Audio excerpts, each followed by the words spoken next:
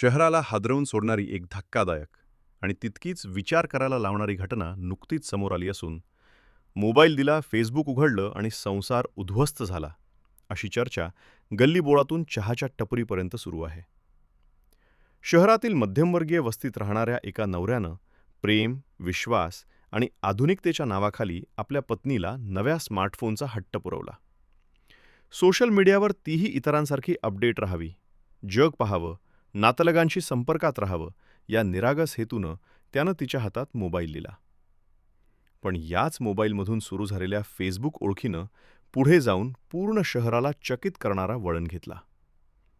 तर याआधी चॅनलवरती नवीन असाल तर आत्ताच गुन्हेगारी जग या चॅनलवरती सबस्क्राईब करा. सुरुवातीला फोटो लाईक, साध्या कमेंट्स, मग खाजगी मेसेज, रात्री उशिरापर्यंत चालणाऱ्या चॅट्स, एकमेकांच्या आयुष्याबद्दलची हळवी सहानुभूती, संसारातील कुरबुरी, तुला कोणी समजून घेत नाही अशी वाक्य आणि हळूहळू तयार झालेली भावनिक गुंतवणूक. हे सगळं इतकं शांतपणे घडलं की नवऱ्याला साधी चाहूलही लागली नाही. पत्नी घरकाम, नातेसंबंध, जबाबदाऱ्या सगळं करत होती, पण तिचं मन मात्र फेसबुकवर भेटलेल्या त्या दुसऱ्या पुरुषाभोवती फिरू लागलं होतं, जो स्वतःला समजूतदार, स्वतंत्र, प्रेमळ आणि तिच्या वेदना समजणारा म्हणून सादर करत होता. काही महिन्यातच ही ओळख प्रत्यक्ष भेटीत बदलली. मैत्री म्हणून सुरू झालेलं नातं प्रेमात बदललं आणि मग समाजाच्या, कुटुंबाच्या, लग्नाच्या चौकटी मोडण्याचा धाडसी निर्णय घेतला गेला. एके दिवशी पत्नी अचानक घरातून गायब झाली.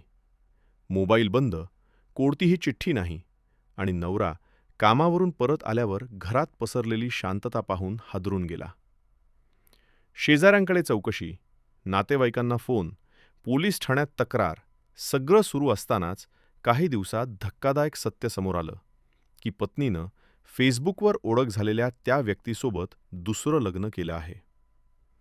ही बातमी वाऱ्यासारखी पसरली आणि शहरात खळबळ उडाली. कुणी पत्नीला दोष दिला, कुणी सोशल मीडियाला, तर कुणी नवऱ्याच्या अतिविश्वासाला जबाबदार धरलं. नवरा मानसिक धक्क्यात गेला. मी तिच्यावर विश्वास ठेवला म्हणूनच का माझं सगळं उद्ध्वस्त झालं? हा प्रश्न त्याला सतावत राहिला. समाज माध्यमांवर चर्चेचे फड रंगले. काहींनी स्त्रीच्या स्वातंत्र्याचा मुद्दा मांडला, काहींनी वैवाहिक निष्ठेचा, तर काहींनी सोशल मीडियाच्या दुष्परिणामांवर बोट ठेवलं.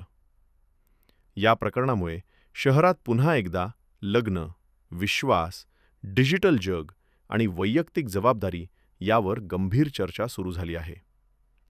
पोलिसांकडून कायदेशीर बाबी तपासल्या जात असताना समुपदेशक आणि समाजतज्ज्ञांनी कुटुंबांमध्ये संवाद, पारदर्शकता आणि सोशल मीडियाचा सजग वापर याची गरज अधोरेखित केली आहे.